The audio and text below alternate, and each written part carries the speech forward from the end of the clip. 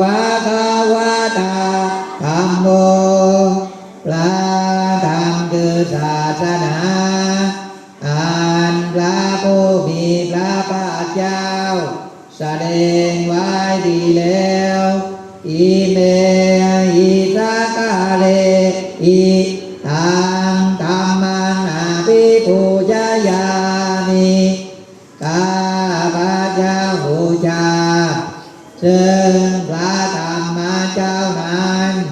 ด้วยเครื่องสักการะเหล่านี้วันทาอภิวาทอัญชลีขึ้นมาครับโสปาฏิปันโน